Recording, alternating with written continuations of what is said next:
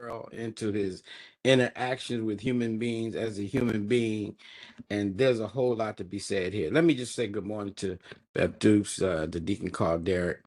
And we got somebody else popped in there. Myers is in here now, along with let's see, 3336. I gotta tell you, just put your name on there for me one day. And then we got DJ Doug. Just to note, DJ Doug. So Ann, who drove down from Purdue, had considered scooping all y'all that was scattered around about Indiana because she had to pass you on the way over here. And so the only reason she didn't do it because she didn't want to be waiting around for you to get your records together to get the cop. But just know you were missed. And July, you better have that down. If you don't have it down, I ain't gonna I'm miss coming to the next. get you. Don't you better not do it. Better not. All right, y'all, open it up. What we talking about here? Jesus at home with the peeps. Let me I'm go listening. because you're going to get started. But I love every minute of it. I love this type of carrying on.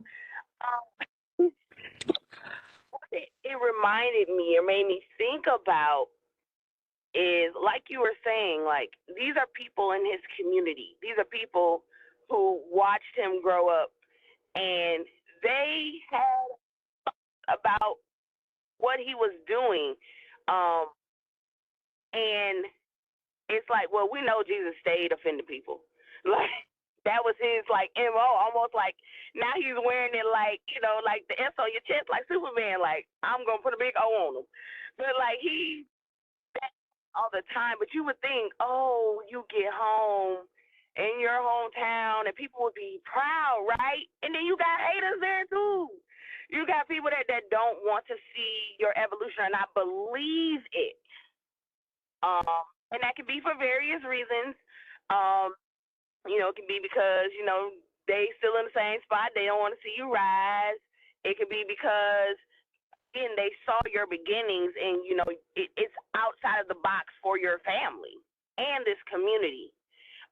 So just the mindset that even with all of that, you still did the work. Even with yesterday, he still did the work that was supposed to be done, regardless of the naysayers or the people around him. Yeah. Human nature. We just don't know how to do right. And when we see certain things in folk that we are familiar with. Come on, Stephanie. Thank you, Tamara. I was thinking about what Tamara was saying, and I love when we do these, the way you break these down, because a lot of times these are stories that we've heard from the Bible, but when we have to actually sit back and go back and read it a little bit slower and look at it, it brings a lot more to light, a lot more understanding. And this one here just reminds me, sometimes when you think of Jesus, we think of him in the now. We don't always think of him when he was human. We think of who Mm, he is now, mm, the God that he is. And mm. so because we're human, sometimes it's kind of like when you're in a situation and somebody's trying to give you advice or tell you something and you tell them, well, you haven't lived what I've lived. You haven't been through what I've been through. And so in the back of Mhm. your mind, sometimes you think, well, they can't tell me anything because they don't know my story. And this Right. just kind of brings to light, Jesus knows the story. He's been through, he's experienced the same things. He's experienced the contempt that we've experienced at times. And then it reminds you that even from your own people, not Hmm. just necessarily outsiders, but those who think they know you. And because they know you, they think they know what your limitations are, what you're not capable of doing. Right. So this story brings all that to light. Yeah. We talk about the haters, and boy, some of these preachers they get on talking about the haters. They preach a whole sermon series on haters. I hate when they do that because it's so carnal, so fleshly. And you didn't see Jesus flex. There was no clapbacks. He just went on doing what he came to do. And to benefit them, continue to to be the blessing that he was. There's a whole lot more to be covered in this. I just acknowledge Brad 19, we are praying, Miss Ann, we got Marsha popped in, Dr. Sunday and Rose, got Derek Jr.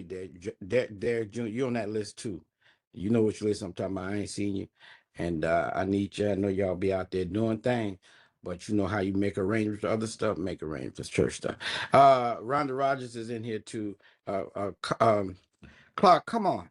You see me, don't you? I'm on today. Yes, I was reading this, and this was a long chapter. And just to understand why they were so upset, he had just unpacked the parables of the sower. I believe there were at least two or three. And not only did he unpack them, well, he gave them, and then his disciples had questions after. Yeah. And he laid them out just plainly. Yes, No sir. doubt. He told you who everybody was and what everybody did. Just, it's like, well, he did that. A Sunday school. Like Sunday school. And it was amazing. And they were amazed. And other people who were hanging around were amazed. Then he finds himself back at his home base. And as Tamara said, they were amazed at first, but then it kind of flipped, because sometimes people just can't be happy for you. And I imagine, in today's situation, his ministry has started, and the trolls came out. And can you imagine the kickback and pushback were he on social media? Same kind of thing, not the same volume because of the limitations, but those are the kind of people. And I know you put content up regularly, and you get those kind of response. People questioning this, people questioning that. And so that's what this conversation was about. And these people just determined to reduce his significance. Like, your family never even left the village; they all still here. they So felt how? they felt compelled to. Yeah, they had to say that, and they didn't say anything that didn't nobody already know. Yeah, that's right. But they had to put Run down the whole family too. Called them by name. They had to put attitude on it. So that just let us know. And as a man, as a human, he had to deal with that. He had feelings. Yep. He didn't like them. We don't like folks talking about our family, period. We don't like folks talking about our mama. Uh, just keep their name out of your mouth. But he did. So So respect he had on it. challenges. He had human challenges from his own community, and he Indeed. dealt with it. And he dealt with it. But I like that little bit at the end where it just says his effectiveness was affected by their attitude. And Yeah. so Yeah. human attitudes affect how well we can move in this. So we need to get some stuff straight. He lined himself up, but even though he was right and lined up, he couldn't do anything for them. There you go. Human There you go. mm-hmm. I'm looking at well, let me just say hello, Jerome Gray, North Carolina. Michelle popped in, a few others. Uvetta, I see you now. I was gonna give you your own little announcement space, but I see you. These are people, keep this in mind. These are people who watched Jesus grow up from a boy. Now, you remember when Jesus yesterday, he told his mama, leave me alone. My time is not yet. Well, it wasn't. And for those years, several decades, he was just Jesus, Junebug. And then Jesus working for his daddy as an apprentice carpenter, and then apparently moved on to do his thing in that. Um, and all of a sudden he pops up brilliant. I mean, Sunday, listen, Sunday, right? When we gathered, because of you know, infrequent physical gathering now, and the whole space through the pandemic, and y'all had to be here to walk through this to understand. You know, pre-pandemic, we had teenagers and children. Now we were praying for them on their way to the service and getting ready to graduate college, and it just happened like poof. And it's similar because, you know, I'm looking at Courtney, she's talking. I say, that's a grown woman. And then I look over here and you got EJ, he reading the poem and he got beard everywhere. I mean, it's like, what happened? And they're brilliant. These kids are brilliant. I go on to that. I didn't name all y'all, but y'all kids, don't get offended. But I mean, it's just amazing. Even Tim, I looked at Tim's face. I said, boy, got sideburns running all down near his chin. So this is the kind of experience they have. And they're like, wait, man, this is what did he just say? You know, and where did he learn that? Because he ain't nothing but a carpenter. Just a human. And then I'm thinking, so for 30 years, he didn't let on. I think his mama saw some stuff, but you know, mama, they be snooping. Mama saw some stuff. But for 30 years, he was just Jesus in the hood. And then all of a sudden, he manifests. Y'all come on and talk about this stuff. What else did y'all learn? Miss Beverly, good morning. I know you did some work because you always doing work. Beverly got a whole library over there, y'all, just for DayStart. Come on, y'all, talk about it. What did you see? What did you observe about Jesus the human in this text? Put a 1 in the chat if you read. 1 in the chat if you read. There we go. Hands are moving. Y'all know how I do. And good morning, Dr. Christie and Miss Mildred and Diandra. All y'all, welcome back. Welcome back. Welcome back.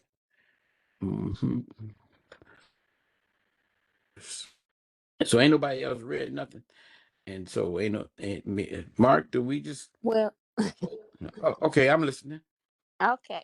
So what this reminded me of is just how sometimes when people are very, very familiar, it just kind of blocks God's work. If you're familiar with them, like you said, Jesus is from the hood.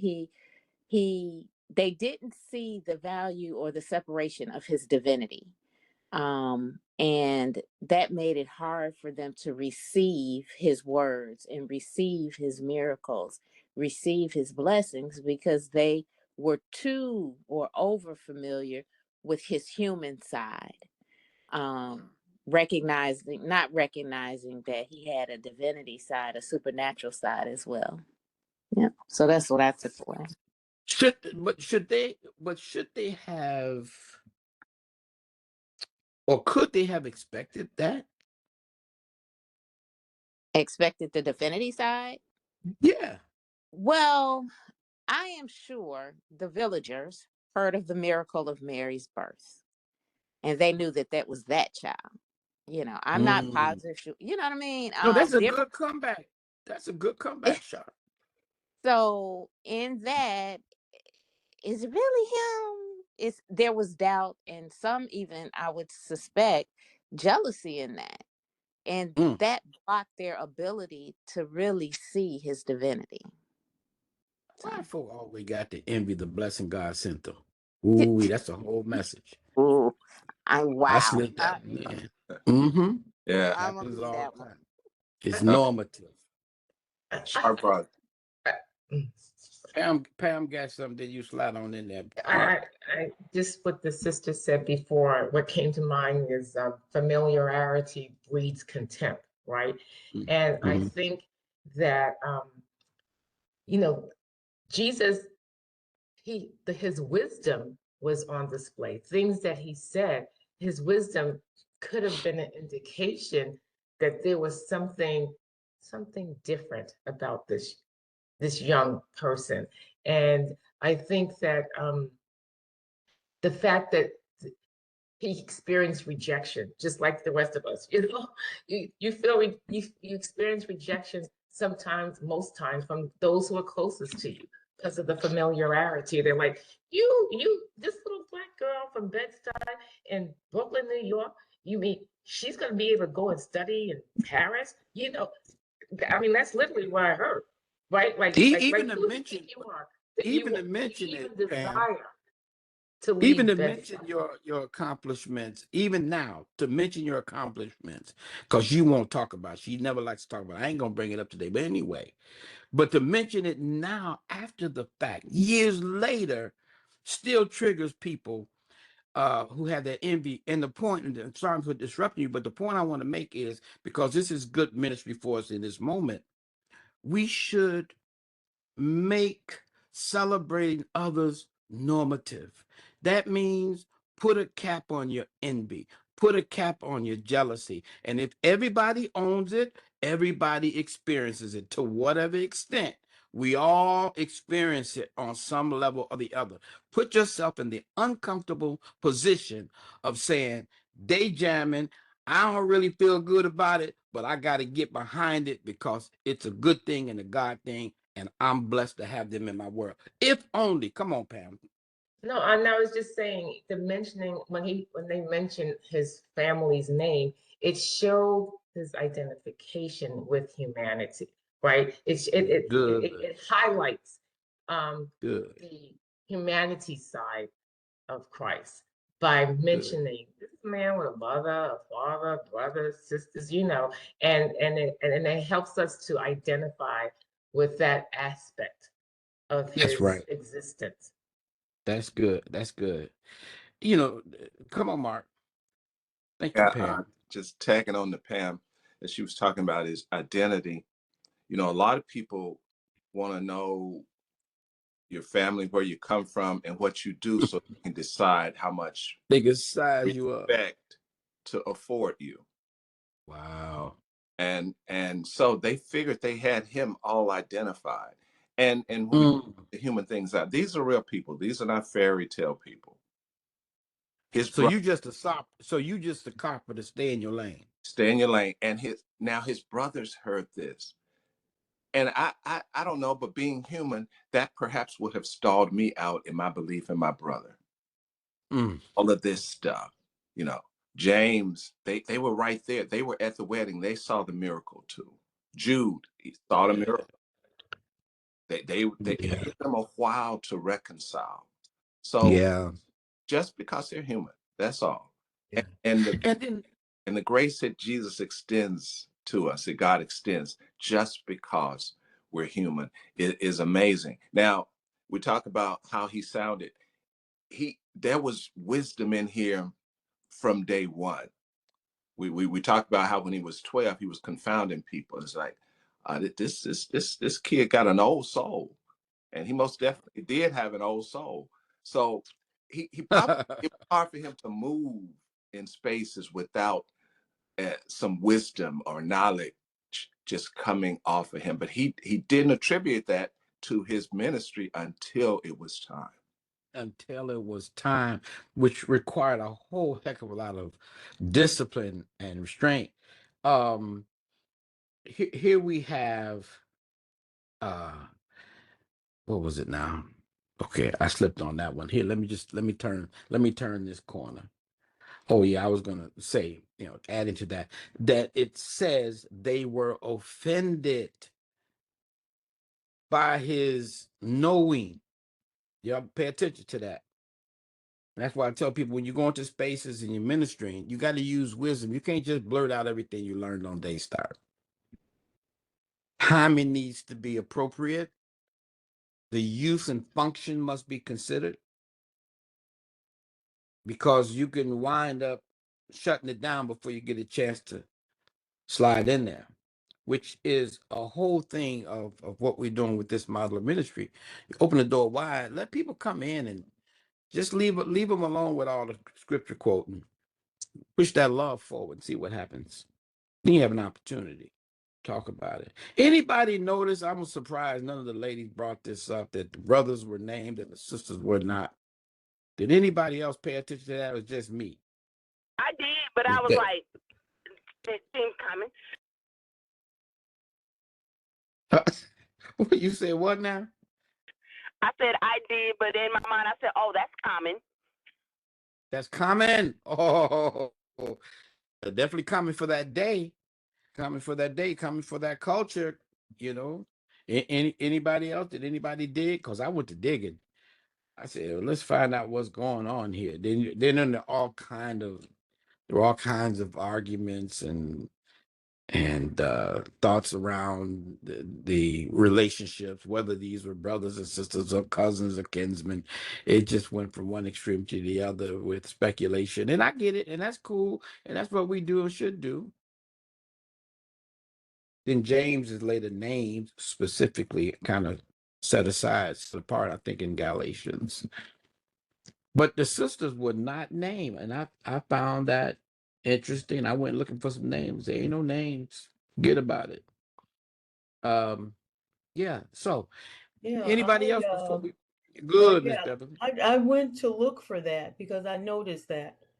But in Lagos, it didn't say anything about names, but it went into the fact of were these half brothers and sisters, were these whole brothers and sisters, and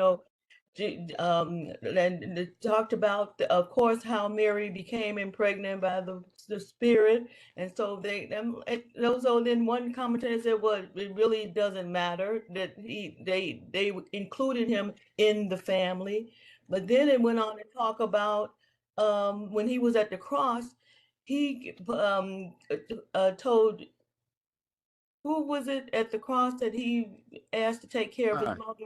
Was it? Brother John. Yes, Brother John. Take Yes. care of And my so mama, was John. that really his brother? Why didn't he give her to one of the brothers? So it was really crazy. I'm like, let me just leave this alone. Or So not, Bev, because see now you're making a point that I make frequently, and it's a good one to bring up and be reminded of. And this kind of even touches something else I was going to bring up tomorrow. Spoke Monday about us having covered this topic before, but now we get to revisit it from a different perspective. This book that we have is dense. yes, This knowledge that God has put in our hands, we will spend the rest of our days trying to learn, comprehend, understand. Now, that's includes all of the theologians with their doctorates and exposure to the original text and knowledge of Greek and Hebrew and Aramaic, and you can go on and on and on and list all the things that we may have acquired knowledge-wise, and still we don't know it all. But that should be a part of the joy of learning about this God that we serve and how our relationship with him is constructed, the purpose, the function, and the beauty.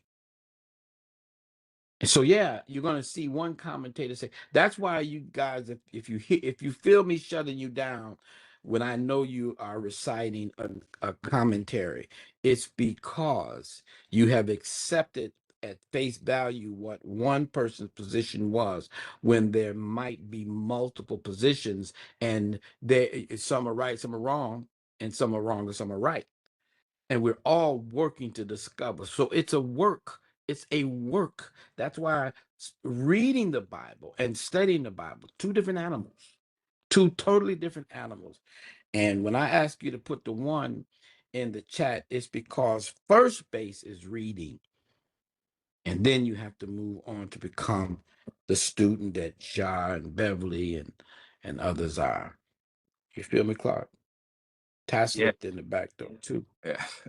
Yes. And as you were saying that, I was thinking, out of all of the translations, the versions, all the different language we have of this book, and things move around, but I am convinced that nothing is for nothing.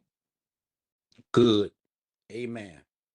Every little bit, every little story, every little prohibition, every personal thing, nothing is for nothing.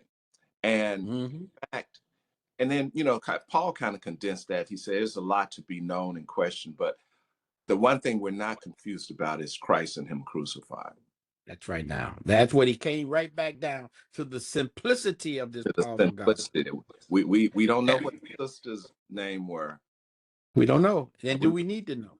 Do we need to know? But it didn't change nothing that he came in his purpose to do. Now, thank you for bringing it out just But like it's that. beautiful. It's beautiful that we can have the concept of wondering, how did this impact the topic that Yeah. you gave? If we go back to the description, the whole point of Jesus as human.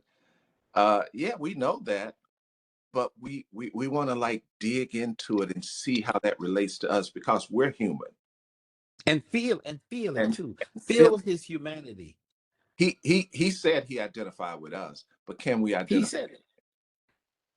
And so And we that helps. trying. Uh-huh. Mhm. That helps with our prayer life. Yes. That helps with our human frailty, being in touch with our human frailty. Like, yeah, man, you know, I got some haters. Well, Jesus had them too. You know, for the preachers, you know, there are times when we feel beat up and and disregarded and abused. It is what it is. It's true. But then we go back and we read about Jesus's pain and his dealing with his neighborhood cats, you know, challenging who he is and who he thinks. Then you got to shut up. That's what those scriptures do. They help you to be quiet.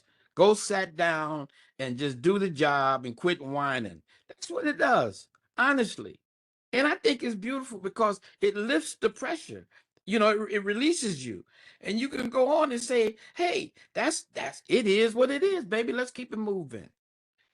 And that I enjoy that part, keeping it moving. I ain't scared. Call me a carpenter if you want to.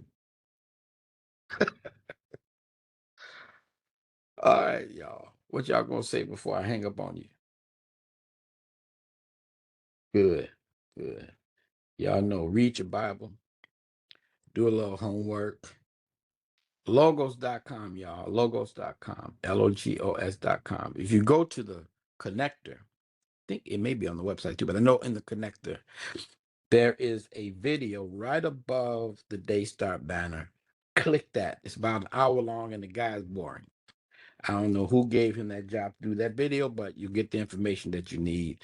Just get your cup of coffee and sit down and listen to he just fumbles around. But you can check that out. And if you don't have access to that connect, it's because you can join the mailing list. Go to journeycenter.global, join the mailing list. And I think it says join the connector or sign up for the connector. Do that. Then Saturday morning, 6 a.m. it'll be in your mailbox, no matter where you're at. And then you can go check out what we're going to talk about. Be ready. Get ahead of it. Read. Do a little homework. And the logos platform can be intimidating on the front end, but that's all right. You'll learn like you learn how to ride a bike. Start with training wheels and get it going. Do the thing. Or how you learn to navigate social media. Oh my. See, that was low. You acting like Jesus' neighbors. You know you just kicked the folk in the shin. Yeah, well, it's just clicks and scrolls. Flip, flip, flip, flip. And sit there for an hour. You can. It can. It's amazing. And since we open the door to Jesus and his siblings, and how he managed that with grace and him being Yeah. and we only have one scripture Yeah. about where it seems like there may have been a little shade Yeah. and I don't think Jesus was throwing shade. I think he was just speaking the truth. When they asked him about his mother and his family, they were outside. So your folks are out here. They're here. Yeah. They come. But who are my folks? Who are they? Yeah. Who really? Who are my folks? Now, he was not disrespecting his folks, but he was making a very salient point as Jesus the human. Yeah, I got folks, but I got peoples too. Yeah. And I think we were talking about somebody the other day. So like in our culture, we got the thing that I don't fool with them like that. And so that's a determination of who your people, who your folks. Right. And Jesus was saying it's important to fool with your brothers and your sisters that believe in this way because this is a journey. We got work to do. We don't need distractions. We need to understand the thing, and he showed us the human example of what that looks like in his ministry. He knew how to keep it moving. He was not distracted by the carnality of those he had to serve and give his life